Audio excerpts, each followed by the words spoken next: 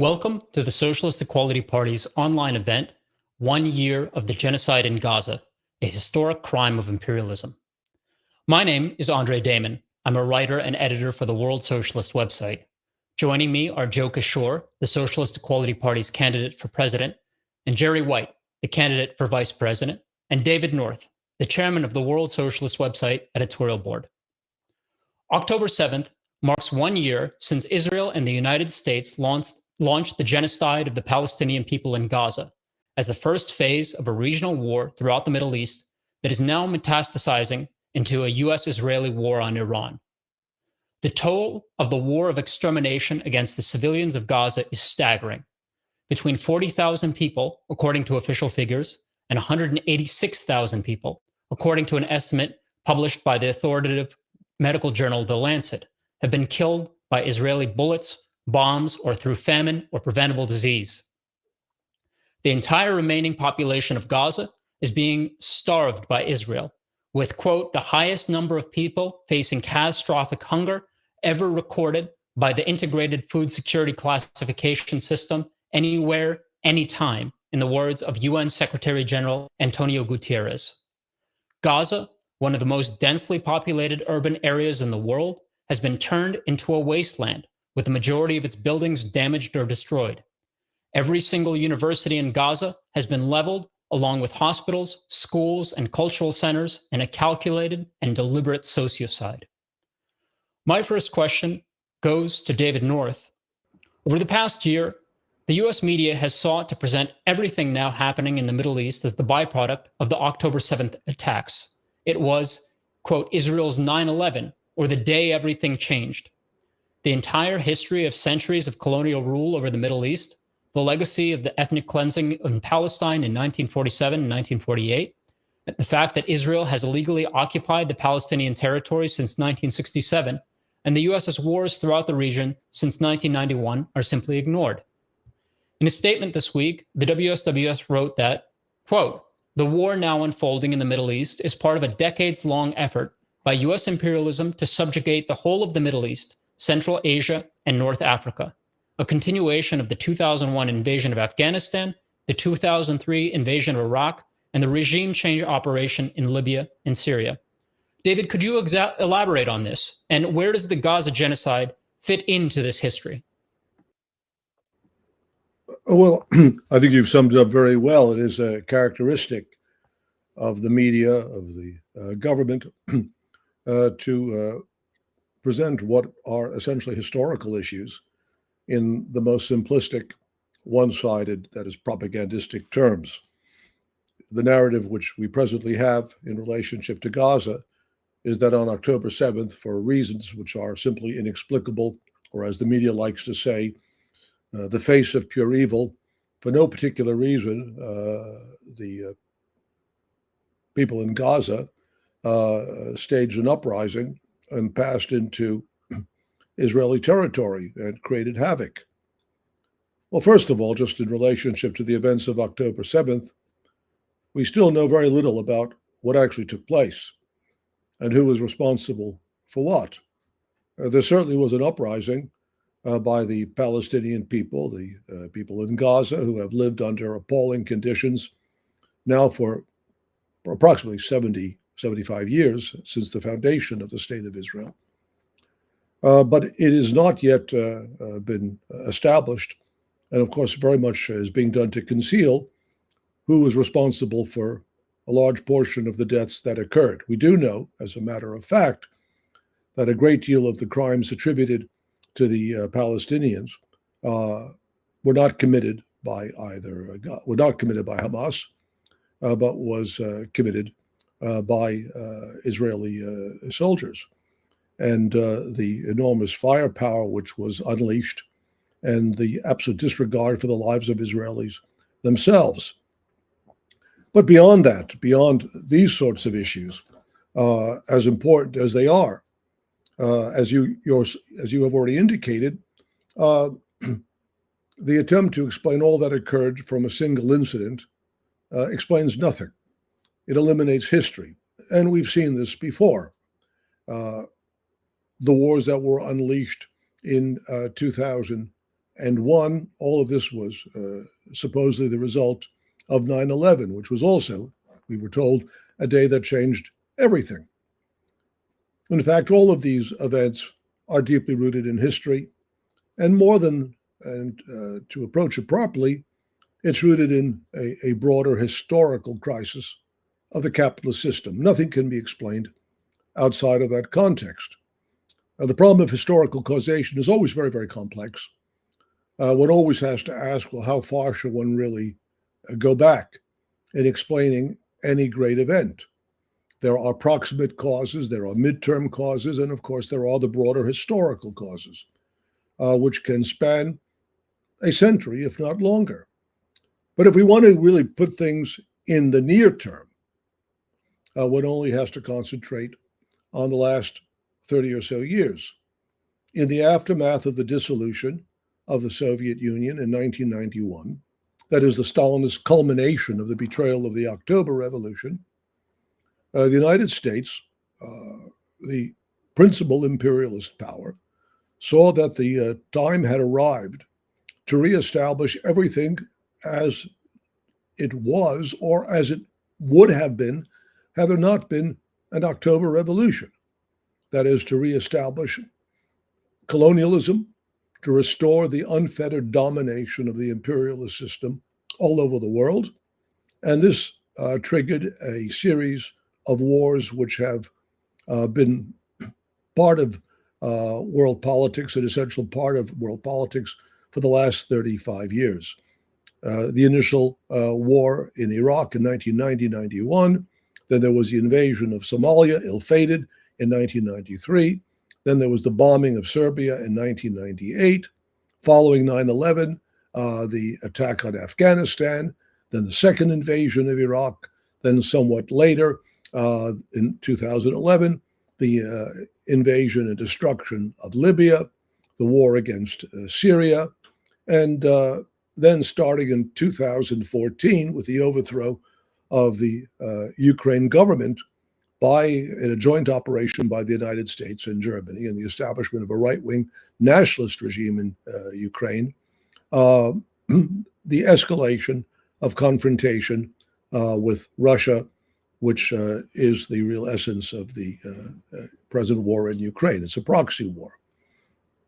Now, when you specifically to answer the question of the war in the Middle East, a war which has witnessed unparalleled barbarism by the Israeli regime, financed and supported by the United States.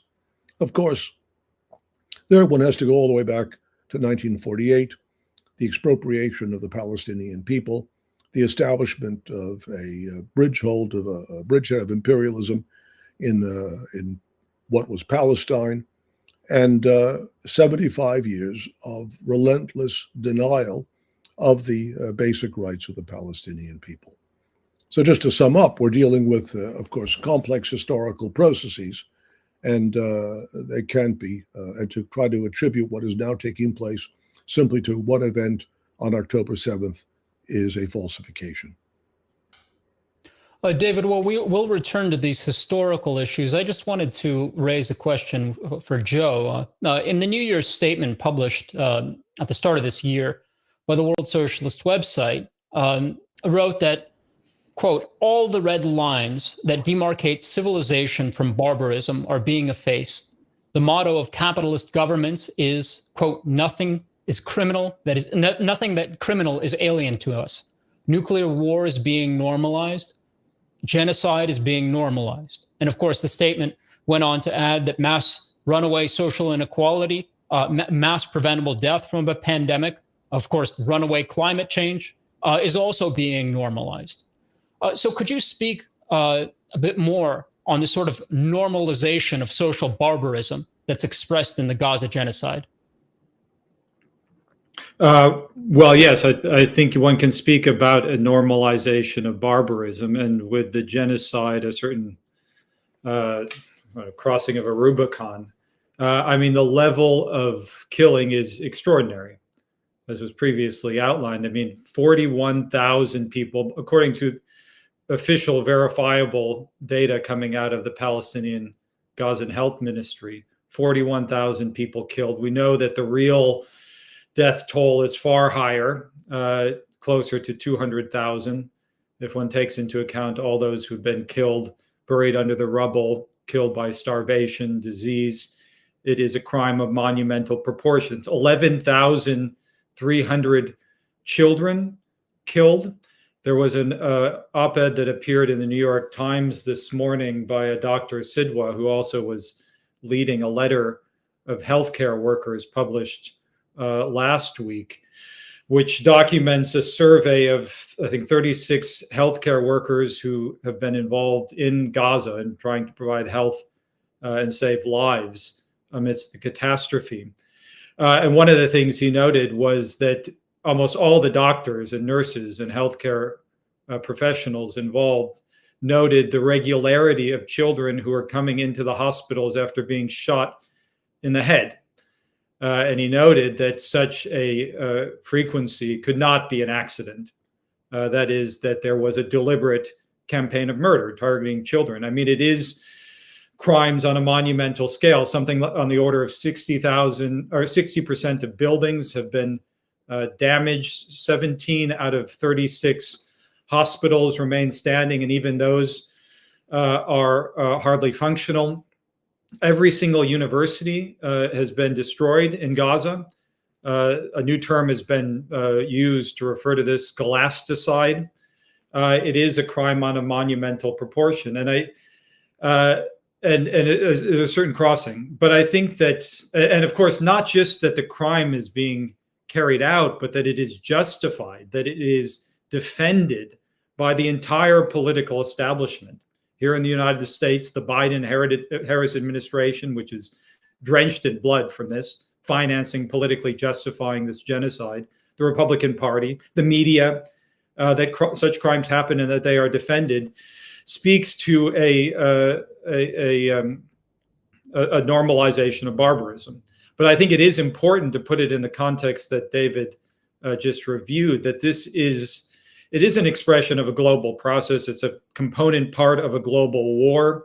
The long process of escalating war over the course of 30 years is now developing into a world war.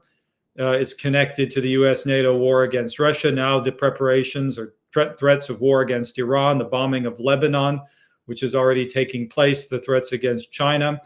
There is a transition which is taking place, and it is connected to the normalization of mass death from the pandemic. I mean, the normalization, I'll say, of fascism, which I'm sure we'll speak about more. And this is an expression not just of individuals, it's an expression of a society that has reached a historical dead end, capitalism. And one can't really understand what is happening as simply the expression of individuals who are criminals. So they are, all those responsible belong behind bars, but they express a social class and a social system that has reached a historical dead end and has to be overthrown. And that is the central issue which arises, I think, from now 1 year of the genocide in Gaza. Well, I wanted to return to the historical background that David was just speaking about. Of course, Joe has placed the genocide in the context of the developing war by the United States and NATO against Russia and China. But the World Socialist website has sought to draw out the essential historical connection between the eruption of imperialist barbarism all over the world, going back decades, and the dissolution of the USSR. In fact, in the 1991 statement, Oppose Imperialist War and Colonialism, by the International Committee of the Fourth International, it declared that, quote, in their determination to destroy and plunder Iraq, the imperialists displayed an astonishing unity of purpose. Underlying the broad participation in this coalition was the understanding that war against Iraq could legitimize a revival of colonial policy by all of the imperialist powers. Of course, the World Socialist website, or the International Committee of the Fourth International, and later the World Socialist website, explained that the first Gulf War marked the eruption of a wave of imperialist barbarism and the return of colonialism.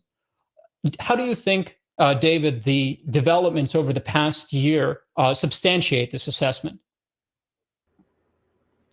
Well, we see it every single day. We only have to look back over the last 34 years. And if we're going to use that as a demarcation point, as I've said before, one can go, of course, further back, because we are talking about or dealing with the culmination of an unresolved historical crisis. After all, in 1938, on the eve of World War II, Trotsky defined the epoch as the death agony of capitalism, the epoch of world socialist revolution. Now, for a whole set of complicated reasons, principally the betrayals of the leadership of the working class, the socialist revolution was not achieved in that period. And the working class is now paying the price for this all over the world. But what we now are passing through or confronted with is a historical crisis which is rooted essentially in the unviability of the capitalist system. And that itself has deep roots. I just want to make the point, since I've used the word roots. Marx once said to be radical is to go to the roots. What is the root of this crisis? How do we situate the present atrocities in a manner which allows us both to understand them and develop effective action to deal with it?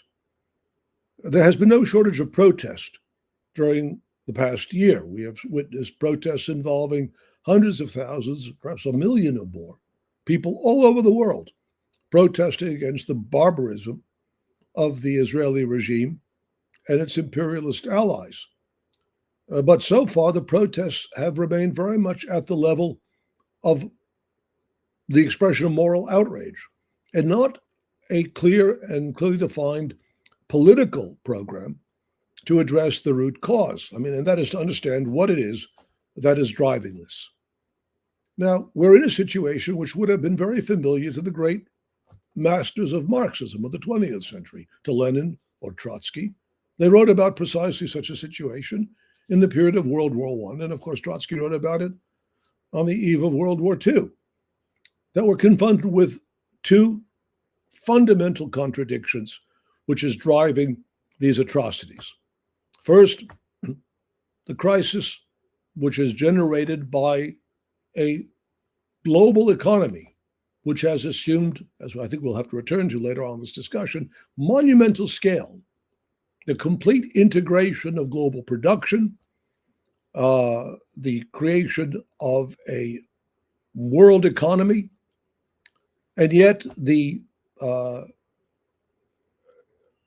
trapping of these global processes within the nation-state system, in which the different capitalist state, and particularly the United States above all, strives for hegemony, to dominate the world market, to dominate resources, to dominate access to the global supply of labor, strategic minerals, and so on. And that cannot be done peacefully. And it's from that basic conflict between world economy and the national state system that these horrendous conflicts are generated. One has a subsidiary expression of that within Israel itself. Israeli capitalism cannot exist within the narrow borders of Israel. It has to relentlessly expand, embracing all of the Middle East and even as far as Turkey, which they claim belongs to them as part of a biblical kingdom. The second great contradiction of this historical epoch is the contradiction between the social character of production and its domination by private property. That is, we have a social system of production embracing the coordinated activity of global labor, the global working class, subordinated entirely to the interests of private property, private ownership of the means of production. And the most horrendous expression of that is the massive growth of social inequality throughout the world. Now, how can these contradictions be resolved? History shows us there's one of two ways. Either they are resolved, as we are seeing the ruling class attempts to resolve them, through war globally, and domestically through dictatorial and even fascistic systems of rule, or they are resolved through an uprising of the international working class and the establishment through social revolution of a global federation of humanity, tearing down the borders. Now, that's the great challenge of our time. Which will prevail? Will the tendencies toward destruction prevail, or will the tendencies toward social regeneration prevail? That is, will the ruling classes achieve their aims through war and through mass repression, or will the working class solve the historical problems which it confronts through the overthrow of the capitalist system? And the Socialist Equality Party, basing itself on the history of the working class, the history of the Marxist movement, the insights of Marxist theory and Marxist program, we advance a program which bases itself on the revolutionary capacities of the working class, which we firmly believe in, and which I am convinced, and our party is convinced, is the only realistic response to the present world situation. There is no middle-of-the-road reformist answer to the problems of our time. I'll just make this final point. We're often accused of being sectarian. Why can't we be realistic? Well, we haven't seen any of the so-called organizations which are claiming to be realistic advance any program to put an end to the crisis which we confront. I'm sure Jerry will speak about this, and Joe, as the candidates of the Socialist Equality Party, will speak about this. I mean, we face an election in which both political parties, whatever their differences, agree on all fundamental questions. The supporters of Harris say that you have to support her, otherwise you'll get Trump and fascism. Trump, on occasion, says you have to support him or you'll get Harris and war. Well, the reality is, if you vote for Harris, you'll get war and fascism, and if you vote for Trump, you'll get the same thing. The only solution would be in the organization of an independent political movement of the working class, and that is what Joe and Jerry are advancing in this election. Well, we've been speaking about the normalization of different forms of social barbarism and mass death by capitalism. As we speak, a Category 3 hurricane is slamming into the coast of Florida. Local officials have told the population that if they do not evacuate, they will die, and yet no resources are provided for them to evacuate. American imperialism has endless money for wars all over the world, and yet no resources are seemingly available to address the basic social needs of the population. Jerry, could you speak about the domestic consequences of these wars? Well, the points that David North just made, that the same contradictions that lead imperialism to world war also create the conditions for social revolution everywhere. In every country, the capitalist governments are pouring billions, and in the United States, $1 trillion a year to war, while infrastructures are completely breaking down, while social programs are being gutted. Well, I just got off the phone a few hours ago with a retired worker in Tampa who is desperately trying to shelter herself and her 8 children and grandchildren in a house as the hurricane approaches. And she said there's been no systematic evacuations. The roads are totally clogged up. Gasoline is running out. When the American imperialism wages its wars, it organizes, logistics and resources very carefully. As we said in our recent perspective on the World Socialist website, why wasn't every airplane, every school and tour bus, every Amtrak train marshaled to evacuate people out of the areas that are now endangered? Or why aren't resources used like they are in Amsterdam and Europe to build walls to keep flooding out? I mean, the fact of the matter is every aspect of life is subordinated to the enrichment of the few at the top and the massive amount of funding of the war. Just yesterday, the schools in the school district in San Francisco announced they're going to be closing they're going to be closing a dozen schools to close a $113 million deficit. Well, one F-35 vertical takeoff plane from Lockheed Martin costs $113 million. You could eliminate the budget immediately. In Chicago, they have $1 billion budget and their budget deficit, and they're talking about eliminating scores of schools will be closed, thousands of teachers will be laid off. And there is in the working class a deep discontent over rising costs, particularly in housing. That's playing a huge issue in the Boeing strike, where workers cannot afford $3,000, $4,000 a month rents. Some young workers building airplanes being paid $20 an hour. So there is deep social opposition to these wars, an increasing understanding. Of course, we fight to explain the connection between the war on the working class at home and the wars overseas.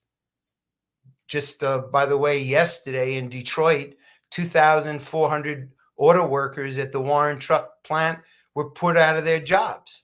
But in every situation, it isn't that there isn't a deep desire among workers to fight. Repeatedly, workers on Boeing have been out on strike for 3 weeks. Workers at the Eaton Aerospace plant in Jackson, Michigan have been out on strike. But the biggest obstacle is the labor bureaucracy. Lenin spoke about it in his 1916 work, Imperialism. He said all the wealth that is robbed from the colonies by imperialism, a portion of that wealth is used to buy off the labor aristocracy. So in the UAW and other unions, you have union officials who are collaborating with the Biden administration to stop strikes. So in our fight, in our election campaign, we are fighting to build independent committees of workers to break free from the labor bureaucracies, to advance a policy to defend the social rights of the working class, and to fight for a socialist program to utilize these vast resources built up by the labor of the working class to meet human need, not private profit, and not for war. Before we continue with this discussion, I wanted to invite our viewers today to stay connected with the Socialist Equality Party's election campaign and to join this fight. We encourage all of you to sign up for our newsletter and text message list. By signing up for our email newsletter and text updates, you'll receive important updates on our campaign, upcoming events, and the latest analysis of the global political situation in the 2024 US elections. We are building a movement in the working class that stands against war, inequality, and capitalism. And this is how we can stay connected with you on a regular basis. If you're watching this broadcast on social media, make sure to go to socialism2024.org/live and click Get Updates or the Get Involved button to sign up for our newsletter. If you're already on the page right now, make sure to do the same. Once you sign up for updates, be sure to check your inbox to confirm that they email so that you'll receive newsletters. You might need to check your spam folder if you don't see it. Again, you can sign up by going to socialism2024.org/live and fill out the form to stay connected with our campaign. This will only take a couple of minutes. Please make sure to sign up now. Now, I'd like to return to the question of the struggle against the Gaza genocide. This year, millions of people have taken part in mass demonstrations against the extermination of the Palestinian people being carried out by Israel and the United States. And yet, not only is the genocide continuing, but it is accelerating. Now, Joe, you have said that a new socialist strategy is necessary to stop the genocide. Could you elaborate on this? Yeah, sure. Actually, I just want to make a couple of points related to the previous question. I think it's very important, the issue of the hurricane. As Jerry was explaining, I mean, as we are having this meeting, the latest hurricane is barreling on into Florida. And this comes after the hurricane of Helene, which really just devastated. And I think the death toll is now well over 200. There are still many hundreds missing. It has devastated broad swaths of the Southeast. I was looking into this a little bit today on the question of the cost, which I think is important. And I think it gives an indication of the character of capitalism. There's a 2013 study, so this was now about a decade ago, but the order of magnitude will be about the same, that found that in order to protect and drastically reduce the costs of floods and damage in at-risk cities, this was for over 130 cities internationally, which were most at risk for floods and severe weather on the coasts, as is now happening in Florida, that it would cost, they estimated, $50 billion a year, and that such an investment would reduce the cost. They did this in terms of finances of the damages caused by flooding and other natural disasters, like the hurricanes, that it would reduce the costs from $1 trillion a year to about $60 billion a year. By investing $50 billion a year each year, that it would reduce the cost massively. And of course, if one looks at then how much the impact on lives, it would be dramatic. And they're talking about instituting well-known mechanisms for alleviating the impact of flooding, for the storm surges, which are now impacting Florida. That such an investment would drastically reduce the impact of hurricanes, like what is now happening. $50 billion a year, which sounds like a lot of money, but when one considers that the United States spends $960 billion, almost $1 trillion a year on the military, that's 20 times what is estimated to deal with and address issues like what is now happening, or the massive trillions of dollars handed out to the rich, both in 2008, well, actually before it, in 2001, then in 2008, and then in 2020, in response to the pandemic. Trillions and trillions of dollars handed out to the wealthy at a drop of a hat, and nothing to deal with social problems. And the claim that there is no money is just ridiculous. The resources are there, and that's to deal with flood protections, evacuation systems. The fact that you have a hurricane coming on, everyone knows, and they're warning, if you don't leave, you can die or you will die. And there's no systematic evacuation procedures. One can only, what would be required? Public transportation, the train system, ensuring that there's solid systems so that everyone, and so you don't have a situation where I saw today, now there's actually tornadoes going across the highways already in anticipation of the hurricane, but traffic jams on the way up from Florida, Route 75. There's no mechanism. There's no social system in place. And the cost of this would not, it'd be a fraction of what they spend on the instruments of destruction. I was just out in San Diego, and they're ramping up military production at the naval base there. And they had one oiler, and we looked it up, and it would cost about $1 billion, or it cost, $100 million, I think it was, to construct just this one oiler. It's a refueling vessel. And you compare that to the $20 million are making available for the victims of Hurricane Helene. Anyway, it's an expression of a social system. So I'm sorry, I didn't quite answer your question, but I think this is an important issue because it's the nature of capitalism. And it points to the question that all of these issues are class questions, that one cannot resolve any of the problems confronting mankind. We, as Jerry was raising, we fight for the rights of the working class. We raise this in our program, but the idea that one can realize these rights without a frontal assault on the wealth and privilege of the oligarchy, and opposition to war, and connecting and understanding and developing and understanding the working class, that the fight against war, and therefore the fight against the genocide, is necessarily a fight against the capitalist ruling elite, which is waging a war abroad as it's waging a war here in the United States, and therefore a fight against capitalism. That's the basic question which we have to address. Well, my next question is for David, going back again to the historical issues in the Gaza genocide. Last year, you delivered a lecture at the University of Michigan titled Socialist Internationalism and the Struggle Against Zionism and Imperialism, in which you said that, quote, Zionism never was and is not today a solution to the historic oppression and persecution of the Jewish people. From its origins, the Zionist project was based on a reactionary ideology and program.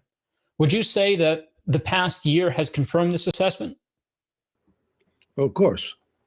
I mean, since you're raising it,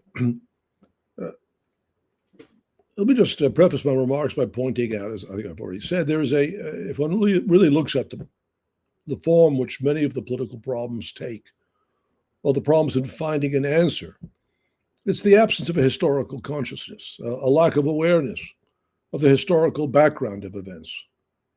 One fundamental element, and perhaps one of the most noxious elements of the pro-war, pro-genocide propaganda, is that opposition to Israel's war, opposition to Zionism, is anti-Semitism.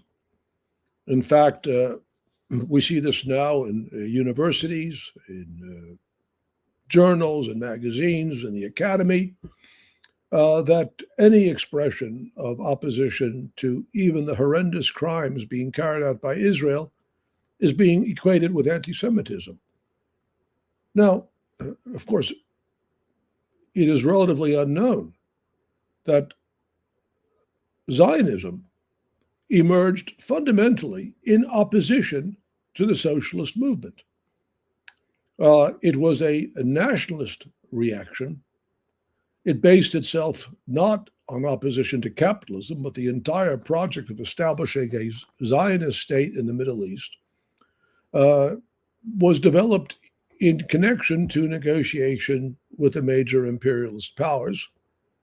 And that continued, in perhaps the most horrifying way, even in negotiations with the Nazis. These are well-documented facts. Zionism was not a mass movement until the aftermath of the Second World War. And of course, apart from the crimes committed by fascism, which was, of course, the Hitler regime was a regime which was fundamentally directed against socialism. The eradication of Jews was very much connected to Hitler's association of Jews and Jewish intellectuals and Jewish workers with the socialist movement. There's the well-known remark made by a German biographer of Hitler, who said that Hitler hated the Jews not because of their association with Rothschild, the capitalist, but because of their association with the labor movement and socialism. So he summed it up. It wasn't Rothschild, the capitalist. It was Karl Marx, the Jew, that the Nazis despised. Now, Zionism was not and never has been a progressive movement. It has never been an answer to the historical problems of anti-Semitism. And we will be writing about this today in the World Socialist website in relationship to the hurricane. Trump and his gang are encouraging and promoting the worst sort of anti-Semitic tropes to somehow blame Jews for the hurricane. And FEMA is supposedly a Jewish institution. Now, these classical forms of anti-Semitism are raised. And the mythology of Zionist nationalism does not answer that. In the final analysis, the salvation of the Jewish people and of all oppressed nationalities in this historical epoch is bound up with socialism, the abolition of the national state system, the abolition of private ownership of the means of production, which is the fundamental source of the different forms of atrocities of our epoch. And so, yes, as I explained in the lectures I gave, and some of them were devoted to tracing the origins of Zionism, its longstanding opposition to socialism, and the conditions under which it finally was able to establish, with imperialist support, a decisive presence in the Middle East. This did not solve the problems of the Jewish people, which are still, regardless of the propaganda of the Zionists, still bound up with the struggle for socialism. And I think the political situation in the United States will ultimately remind many of that fundamental truth. The national project, in whatever form, cannot save humanity. The nation state is an outmoded form of social organization. The development of global productive forces requires the international unification of the masses of the world. And though it might sound to many as something impossible, in fact, it's prefigured in the actual conditions of life. Every one of us is connected in our everyday activities to the global division of labor. Anyone who uses an iPhone is interacting with all the workers in different parts of the world who created that commodity. There is no such thing really any longer as a nationally manufactured product. Every commodity is a product of a highly interconnected global division of labor. And if we're going to find any way out of the crisis of our times, that fundamental economic fact, the reality of international global production networks, the international division of labor, that reality must find expression in a political program.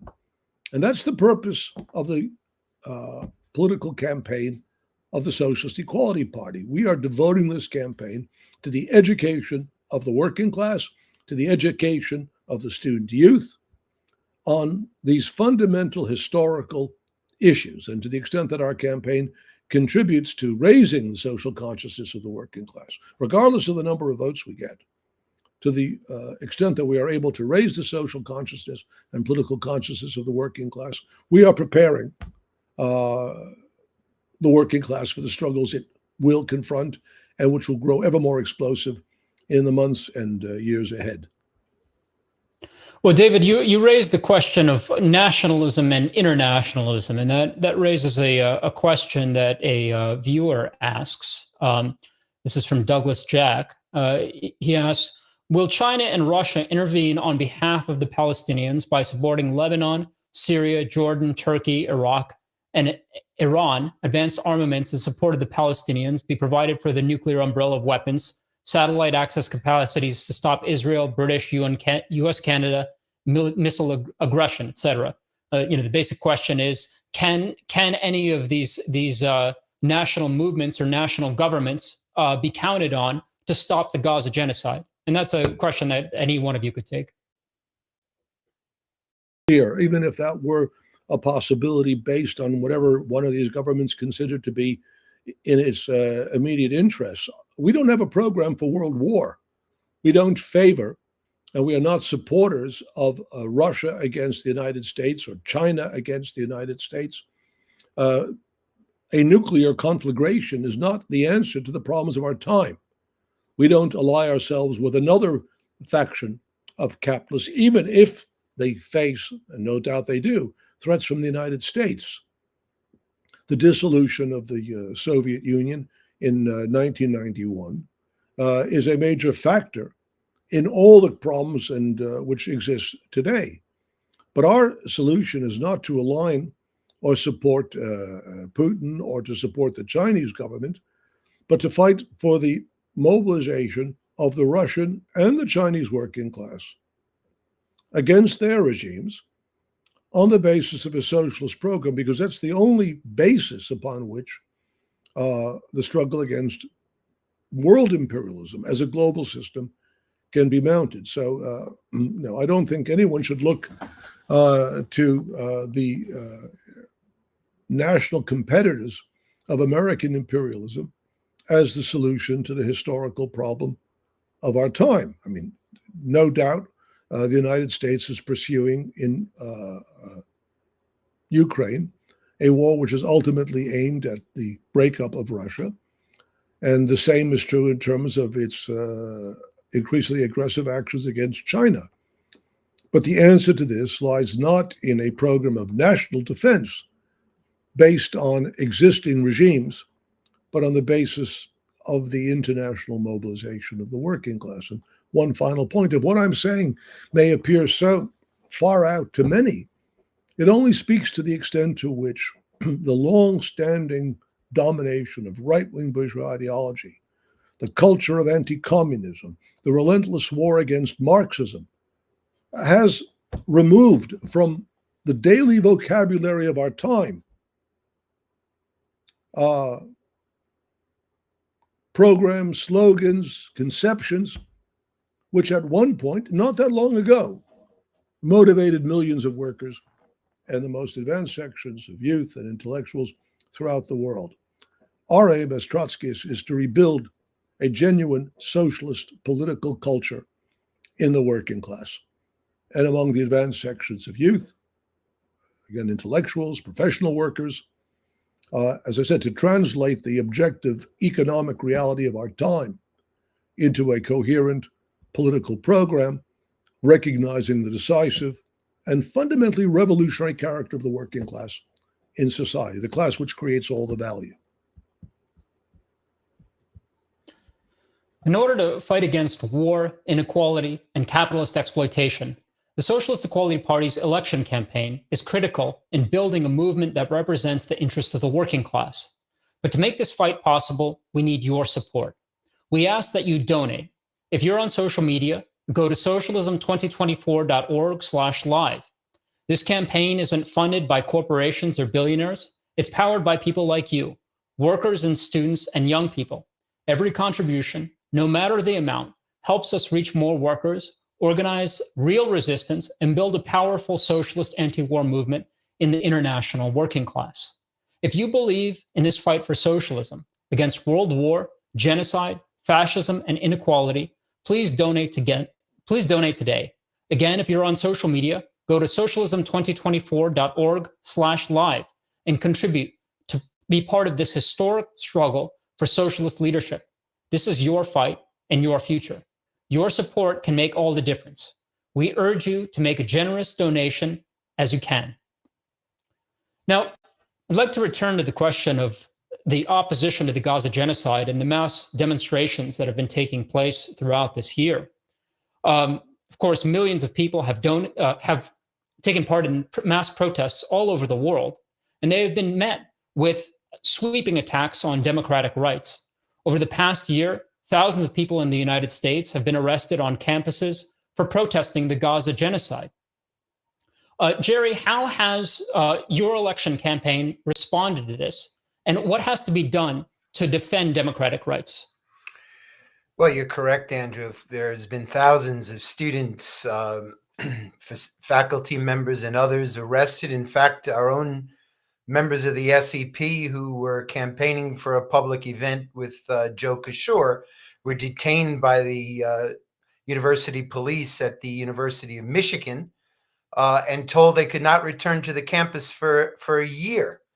There's also the case of Mamadou Tal, who is a student and a lecturer at Cornell University, who comes from a British and Gambian background, who is facing deportation because he has participated in anti-genocide protests, particularly targeting Boeing, a massive defense contractor which has made billions, one of the chief suppliers of Israel's missiles. So we have fought to, first of all, explain in the working class that the attack on free speech and the attack on those young people who are opposing war is not only an attack on the students, it's an attack on the whole working class. That the very same methods that are being used to suppress protests, and let me make the point, in New York City, in Ann Arbor, Cornell, these are being led by the Democratic Party. The Democrats have no problems uniting with real anti-Semites to suppress protests, many of which are being carried out by Jewish youth who denounce the Israeli regime. So we've been urging, explaining to workers that these attacks on civil liberties, as throughout all of American history, whether it was the First World War and the attacks on the IWW, the deportation of radicalized immigrant workers, the Second World War, the arrest of 18 Trotskyists and the jailing of them, of course, the repression of the anti-Vietnam protest movement, In all of these cases, the state is seeking, because these wars are deeply unpopular, and they're deeply unpopular in the working class. It's been workers whose sons and daughters who have died, who have come back with PTSD, who are being told they must accept budget cuts in their school districts. So there's deep opposition, not only to what's happening in Gaza, but also the dangers of the escalation of war against Ukraine. But again, it comes back to the question. We also urge young people. We say the defeat of the halting of the genocide, the defeat of these attacks on democratic rights, they will not be resolved on the campuses. Young people have to turn to the working class and mobilize that social force. But in so doing, conduct a political struggle against the influence of Trump, who's getting a hearing among workers because workers are so disgusted with the Democratic Party. Workers who voted for Obama and even Bernie Sanders are now, many of them are voting for Trump. He's palming himself off as anti-war and for the working class. And also a political struggle against the Democratic Party and the trade union bureaucracy. Let me just add to go forward on the point that Dave North made about the issue of nationalism. You have a situation in Detroit now where thousands of workers are being fired or laid off by Stellantis. The United Auto Workers bureaucracy betrayed the contract struggle of workers last year with its bogus stand-up strike, declared they had won a historic victory. This was echoed by Harris and Biden. And immediately after, the auto companies, which throughout the world are restructuring to transition to electric vehicles, they are destroying thousands and thousands of jobs. The response of the United Auto Workers bureaucracy, Sean Fain, the president, has been to denounce the, quote, foreign owners of Stellantis, as if the American-based General Motors and Ford were no less ruthless. But this has been utilized for decades by the trade union bureaucracy in the name of making American big business more competitive, in the name of boosting the profits of these corporations. The union bureaucracy has spread nationalist poison. What Trump is promoting now is nothing new. We've heard it from the union bureaucracy for years. But the reality, as David North said, the reality confronting workers is they work for global corporations. In fact, Stellantis is laying off 12,000 workers in Italy right now. The Italian workers are set to strike on October 18th. It is not possible to fight global corporations to defend the right to a job, let alone reorganize the vast global industries in a rational way under the control of the working people on the basis of nationalism. So we've been taking up this fight both among young people through the building of the International Youth and Students for Social Equality, opposing the repression of the campus anti-genocide protests, but fighting to urge those young people to turn to the working class and for the working class to defend the students on the campuses, because in so doing, they're defending their own democratic rights. Well, Jerry, you have been campaigning among auto workers in Detroit, among Boeing workers on the West Coast. How do workers see the Gaza genocide, and what's their response to it? Well, I would say there's a deep revulsion among workers. Of course, we are in Michigan, we're on the ballot, and this has one of the largest Arab American populations, which are part of the working class in Detroit. And so you have the interaction of workers who are discussing these issues all the time. I know a Warren truck worker who at the lunchroom breaks explains to other workers that, where do you think your tax dollars are going?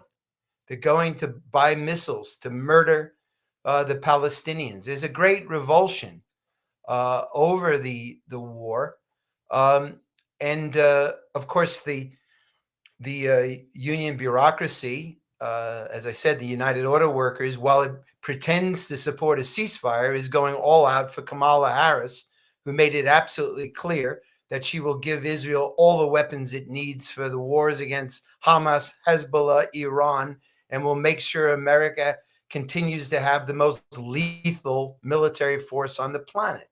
So there's deep opposition, but the fight we're conducting among workers is to understand that, it's not, these things are not going to change by pressuring the powers that be, which is the line of the organizations like the DSA that have been involved in these protests. And of course, their own DSA members in Congress are supporting the arming of Ukraine and so on. But we're conducting a fight to help workers draw the connection between their daily struggle against inflation, against plant closings and layoffs, their fights to defend a decent living standard, to restore pensions like at Boeing, to understand that that is intimately connected with the fight against capitalism and against war. Because after all, it's the very same corporations who are waging a war on workers. It's in their interest. These wars are for their interests. They want to grab the oil of the Middle East. They want to grab the lithium, the cobalt, and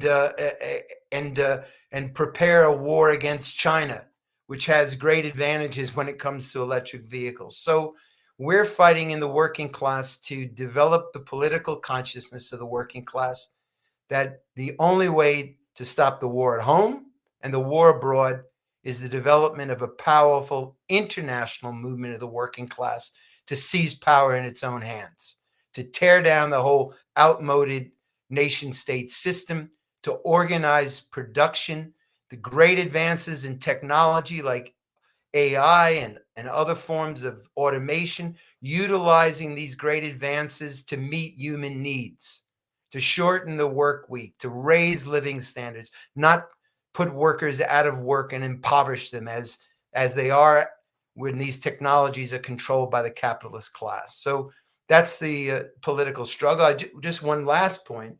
I mean, the working class is an international class, even in the United States. You go to the picket lines in Everett, Washington, the Boeing picket lines, and you meet Laotians, you meet Filipinos, Vietnamese, workers from every country of South America, of course, native-born workers, black and white workers, and they are in a common class struggle. And everything is done, of course, by Trump to try to whip up divisions, telling workers that the cause of their problems, the lack of resources, is not the billionaires, not the capitalist class, but immigrants, inciting violence against Haitian immigrants in Springfield. And by the way, Harris did not go to Springfield to defend the Haitians. She went to the border to compete with Trump over who will be more ruthless against immigrants. And of course, in their own fashion, the Democratic Party promotes endlessly identity politics, everything they can to divide the working class. And we're fighting to articulate through our campaign and our program the historic and revolutionary interests of the working class. Well, Jerry, you've spoken about the role of the Democratic Party in organizing repression against demonstrations against the Gaza Genocide, in fully adopting the xenophobic anti-immigrant policies of Trump. Joe, what do you say to those who say that a vote for Harris is necessary to protect democracy, or that it would somehow create space for socialist politics? Well, of course, in this election, there are the arguments that are advanced in every election of the lesser evil.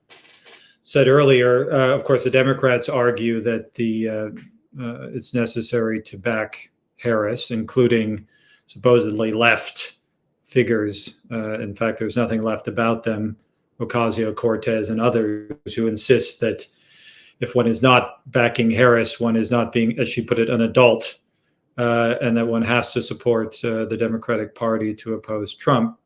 Of course, on the other hand, Trump raises that you have to support the Republican Party in order to avoid World War III.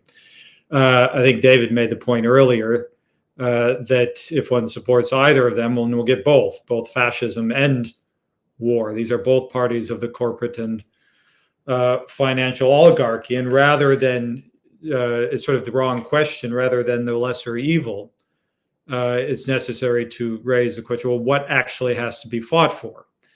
Now, the Socialist Equality Party is not among those that downplay the danger posed by Trump and his fascist movement. There is a real attempt to stoke up violence in advance of the elections and during the elections. The Republicans are creating the framework to deny the results of the election, deliberately promoting violence. You have the richest person in the world, Elon Musk, declaring that he's dark MAGA.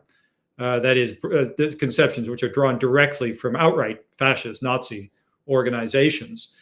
There is and they are seeking to develop the framework of a real right-wing authoritarian regime. After all, this election is being held only 4 years after the fascistic coup of January 6, 2021, in which Trump sought to stop the transfer of power. And the issues which were reflected or expressed in that election have not gone away. But the issue of how to fight this, then the idea is the fact that Trump could actually win this election outright just exposes us all the more bankrupt and reactionary the politics of the Democratic Party. And as Jerry was raising, I mean, Harris's response to the fascist agitation of Trump is not to expose it, but she goes down to the border and declares that it will be her and the Democratic Party that passed a $20 billion border restriction and win the support of the border police and kick out all the migrants which are trying to reach the United States. They continuously adapt. They're not warning about the danger. Biden's response to the coup was, we need a strong Republican Party. Well, they got it. You know, the whole response of the Democratic Party was to try to have bipartisanship with the Democrats in order to prosecute the war. And that's their central priority. As Harris said, we have to have the most lethal military in the world so we can continue the genocide in Gaza. We can wage war against Iran. We can escalate the war against Russia. And we need the support of the Republican Party for that. So they're not warning about fascism. And the only way that one can really undermine, and this is, again, the basic question, the ability of Trump to exploit social anger is to fight to develop an independent movement in the working class that actually articulates its interests. And just one final point on this, because it's not just a question of rejecting the Democrats and Republicans. That's necessary. But the issue is what type of movement is going to be built. You have those Stein and West who sort of promise change by tinkering around the edges. They're going to be elected or they'll get a vote and somehow that'll pressure the Democratic Party to the left. No. Genocide is not a mistake. World war is not a mistake. Dictatorship is not a mistake. It's an expression of the class interests of the ruling elite. And they seek, as Trotsky put it, quarter truths, half truths, quarter truths. That is the worst form of falsehoods. More can be said about the politics of the Green Party, but they offer really nothing to address what David was raising, the root of the problem, the source of the problem, that is capitalism. And how do you do that? Is by building a movement in the working class. So, and it's a movement based on history, on an assimilation of the lessons of the 20th century. There's a real theoretical political struggle that has to be waged to educate the working class and an understanding of what happened in the 20th century. What was Stalinism, Trotskyism, the real legacy of the socialist movement? What is socialism? Internationalism. Follow the map of the class struggle, not the map of war, as Trotsky put it. These are fundamental political questions that have to be fought for and clarified in the working class. And that's the purpose of our election campaign, to develop within the working class a socialist consciousness, not somehow, wishing for change within the political system. That's bankrupt, reactionary. The issue is developing movement in the working class. And those are the issues we try to clarify among workers, among young people, students, all those who are seeking an answer to the great problems that we confront, because there are no easy solutions. These are hard problems which require serious problems that require serious solutions. Well, speaking of serious problems that require serious solutions, this next question is for David. It comes from a listener who asks, Can you speak about Trotsky's theory of permanent revolution predicting the events that we're currently experiencing? Of course, that's a very vast question. But in essence, the theory of permanent revolution is a theory of world revolution. And to explain it concisely, it establishes and explains that in the epoch of imperialism, the problems of our time can only be resolved through the overthrow of capitalism on a world scale. That even the democratic questions which arise in one or another country, and of course in the less advanced countries in which there's a history of struggle against colonialism, these struggles cannot be resolved except through the establishment of the leadership role of the working class in the anti-imperialist, anti-capitalist, and democratic struggle, and that the resolution of the democratic questions, whatever they may be, and there are, in our own country, the defense of democratic rights, the struggle against neocolonialism, these can be resolved only through the conquest of power by the working class. I just want to take up the point made by Joe and try to put the question as directly as I can to our listeners. Because we are engaged in constant discussion with our readers, with our supporters. And the basic question which comes up in one or another way is, can't you offer a somewhat simpler path? Isn't there some simpler solution? Well, the question which we would pose in response is, can you think of any serious solution to any of the problems which we confront without a vast transfer of wealth from the heights of capitalist society to the broad mass of people? Can you conceive of a set of circumstances where the rich, the hyper-rich, the malignantly rich are going to accept any restriction on the accumulation of their wealth? Where they will say to us, we've been thinking it over. You've got a point there. We should be more reasonable. We shouldn't be satisfied with billions. Why don't we'll accept a more reasonable income? No, they won't. Classes don't make those sorts of decisions. And in any case, it's not even a question of their individual desires. It's a question of the functioning of an economic system. Capitalism strives for domination. Marx spoke a long time ago of the capitalist werewolf hunger for surplus value. The imperatives of the system drive the capitalist class toward exploitation. That is the metabolism, the economic metabolism of the system. And we saw it very graphically expressed when the pandemic began. Here we were, the world was confronted with a global crisis, a deadly virus. Now, public health knows how you deal with it. You have to stop the transmission of the virus. That requires the putting into place of definite modes of social behavior to cut off transmission. And of course, even the implementation of such measures for a month or 6 weeks would be immensely effective. That was not possible because that would mean cutting off the transfer of wealth created by the working class to the capitalist class.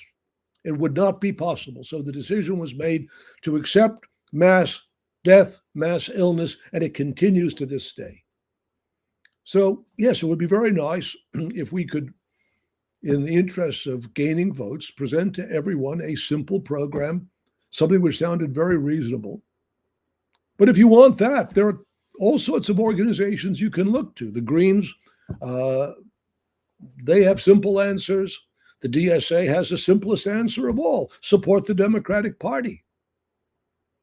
We say no. You have to recognize that the answers to the great problems of our time depend upon the global organization of the working class, which is the revolutionary force in society. And if that sounds like a challenge, yes, it is. But in our own history, our country has a history of two great revolutions. The first revolution, which raised the question of human equality, however limited the conditions of the time allowed that to be truly realized. And the Civil War abolished a system which seemed to be impregnable, the slave system. Very few people who were alive in 1855, 1856 could have imagined that within a decade, slavery would be abolished in the United States. Now, it didn't solve all the problems. What emerged then was a fully developed capitalist system with a new set of new forms of exploitation. But we're at a point in history where it is possible to effect the most dramatic change in the history of mankind. And that's why, as in every great period, it's sort of either or. Either mankind advances or it faces destruction. If the social revolution is impossible, then it means the survival of mankind is impossible. That is the face of that future is already present in what we're observing in Ukraine, what we're observing in Gaza. There are no limits on the capitalist class. They will stop at nothing. All talk of human rights has suddenly disappeared. And so the appeal which we're making to all of you is to think about this perspective seriously. Read, study, follow the World Socialist website, and make a decision to really conduct a serious political struggle. Put aside the search for half measures, false solutions, easy paths, which don't require very much of anyone, except that you hope for the best, even while you're expecting the worst. That's why we appeal to you to become active in our campaign. And remember that we're not just, our work doesn't stop on November 6th or November 7th. What is the situation going to be in the aftermath of the election, presuming we even know who the winner is? Do you see a situation where any of the problems we presently confront will simply dissolve and go away? No, they won't. So draw the necessary conclusions, become active in the work of the Socialist Equality Party, the International Youth Institutes for Social Equality. Commit yourself to a serious political struggle to change the world. That's what we're proposing. That's the purpose of our election campaign. And if, to the extent that we're able to make advances along those lines, we will view this election campaign as being an immense success. Well, I'd just like to add that this struggle begins with education. And I'd like to encourage everyone watching tonight's event to study the writings of classical Marxism, above all those of Marx, Engels, Lenin, and Trotsky, and those of the International Committee of the Fourth International. You can purchase books by David North and other writers here on mehring.com. That's MEHRING.com. Just last month, Mehring Books published the latest volume by David North titled Sounding the Alarm, which is a compilation of speeches given by David at May Day rallies over the course of the past decade. The warnings and analysis that were presented were extraordinarily prescient. It represents a contemporary Marxist analysis of the critical events of each year. Mehring is also selling The Logic of Zionism, a collection of lectures given by David over the past year on the Gaza Genocide and its historical roots, as well as Leon Trotsky and the struggle for socialism in the 21st century, a collection of writings by David on the life and work of the great Russian revolutionary Leon Trotsky. Now, as we move to conclude this event, we can say that after 1 year of genocide and war throughout the Middle East, it's clear that global war is only expanding. Israel and the United States are on the verge of a massive attack on Iran. And of course, the war against Russia in Ukraine is only expanding. Now, so many of the speakers at the demonstrations against the Gaza genocide that took place over the course of the past year sought to present the genocide as a single issue. But the World Socialist website and the campaign of the Socialist Equality Party has explained that the Gaza genocide is part of a broader eruption of imperialist violence throughout the world that has to be opposed through the building of a socialist movement against capitalism. So, in conclusion, I'll let Joe sum up. Joe, what do you think are the lessons that have to be drawn of 1 year of the Gaza genocide? And how is the struggle against war, genocide, and attacks on democratic rights to be taken forward? Well, I think after 1 year of the genocide, it is, I mean, one of the conclusions which arises out of the present situation is that it is, in fact, a component part of a global war. The World Socialist website made this point at the beginning, that the support for Israel's actions was bound up with the interests of American imperialism throughout the Middle East, and particularly against Iran. And that was why they were flooding the region at that point 1 year ago with military weaponry. Now you have that developing in sort of practice in the actual situation. It takes place at the same time, as you said, that the escalation of the US-NATO war against Russia. The American ruling class and its NATO allies very much see the situation in the Middle East in connection to Russia and also China. There's an article in a recent issue of The Economist where they refer to the quartet of chaos, where they directly connect, in particular, Iran, China, and Russia. And what is it in the Middle East? I mean, I often actually raise this when speaking about this with students and others involved in the protests against the genocide. What is the interest of American imperialism in the Middle East? And this gets back to the issue that David was raising before of the sort of fundamental driving forces behind war and its relationship to the contradiction between world economy and the nation state system. Well, what is it in the Middle East? It's oil, natural resources. Iran is the second largest, has the second largest reserves of natural gas in the world. Do you want to know what the first is? It's Russia. The first two are Russia and Iran. Of course, vast oil reserves, also the critical minerals necessary for the production of semiconductors and other advanced technologies. That is what is at issue. The attempt to control critical areas of the world. The competition between nation-state systems, in particular, the explosive eruption of American imperialism, the transformation of 3 decades of unending war into global war, the attempt to recolonize directly regions of the world which it doesn't have perhaps direct access to reverse any restrictions that have been put in place on the direct exploitation of the corporate financial oligarchy. And Israel is American imperialism's attack dog in the Middle East. That's the role it has played historically, particularly since the 1950s or in the aftermath of the Second World War, but particularly after the mid-50s. It was the United States, American imperialism. As Biden said, if Israel doesn't exist, we would have to invent it. So the issue of opposing the genocide through opposition to imperialism and understanding the developing global war as an expression of a fundamental contradiction of capitalism between global economy and the nation state system. Well, how is that to be done? And this is the big question, I think, which arises. Is there a social force capable of opposing imperialism?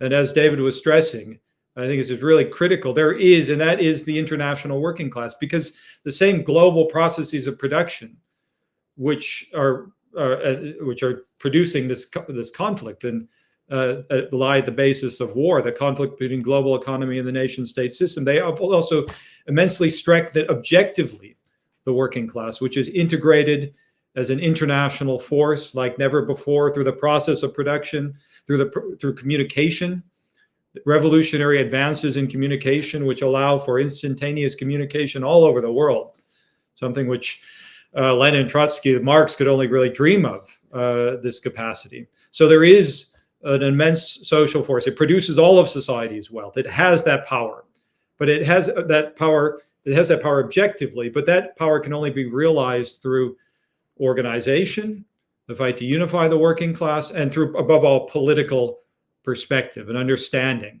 That has to be developed in the working class. So the genocide in Gaza has to be understood as in relationship to a global eruption of imperialism. It cannot be fought by appealing to the criminals, and they are criminals. They all have blood on their hands, who are carrying it out.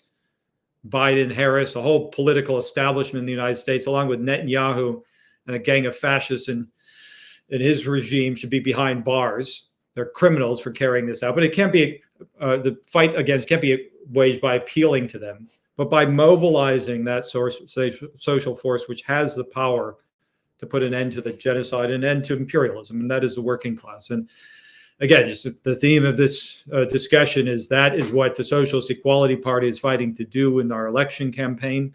We want all of you to get involved. We are building a movement, whatever happens in the election. And what Dave was right, it's very unclear what is going to take place even in the next 4 weeks and beyond. But whatever happens, the issue is the development of this movement, building of this movement in the working class, among students, to really take up a serious fight for socialism, for history, for perspective. And that's what we're fighting to do. So sign up, go. I think Andrew will display the website again if you're watching it on our stream, socialism2024.org/live. Go there, sign up for the newsletter right now so we can get in touch with you. You can be informed about our campaign, get the latest statements. As I said, we're building a political movement. We need to be in touch with you. Sign up now. Make a donation. We do not have the support of billionaires, Elon Musk and others, who throw around money to buy up politicians, the Democrats and the Republicans. They're competing over access to the pockets and bank accounts of the billionaires. We don't have access to that. We require your support. Make a donation right now, whatever you can, to support the election campaign. And sign up to get involved. We have 4 weeks. We want to fight as aggressively as we can. We're on the ballot in Michigan, Washington, and New Jersey. We want to go out to all the workplaces, taking this campaign into the working class as aggressively as we can, building more meetings. Get involved. Sign up, volunteer for the campaign, and be involved. And then taking this fight into the final 4 weeks of the election and, of course, beyond. And I would really encourage everyone listening to make a serious study of our program, our perspective of the Socialist Equality Party, and decide to join the election campaign and join the SEP itself. Well, thank you, Joe. I think those are very fitting concluding remarks. This has really been an extraordinary and unique discussion. We will be having such weekly meetings throughout the course of the remaining weeks of the election campaign. I'd encourage everyone, in addition to signing up for the newsletter, to follow Joe, Jerry, and David on social media, where we will be announcing further such meetings in the next several days. So on behalf of everyone at the Socialist Equality Party and World Socialist website, thank you all for listening in.